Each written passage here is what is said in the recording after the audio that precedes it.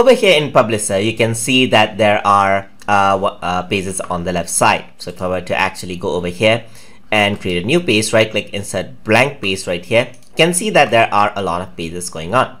So over here, I'm going to add in some shapes just to show you how the contents look like. So I'm going to copy and paste this into other pages as well, as you can see right here, here and here. All right, so these are all single pages, as you can see right here. Now usually during publication we might have facing pages, that is two-sided pages.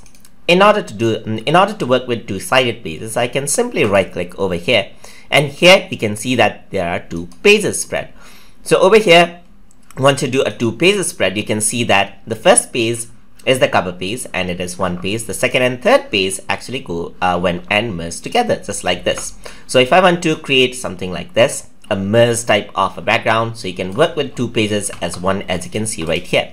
And as you add in new pages, it'll add in as a pair, just like this. So it adds the pages as a pair, just like that.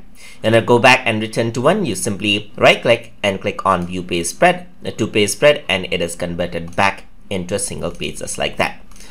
Now, and I convert it back, right click again,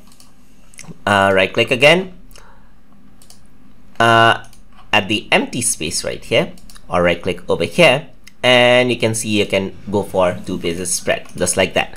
So that is how you can work with two page spread in Microsoft Publisher. Hope you guys learned something as always, and as always, please like, comment, share, and subscribe.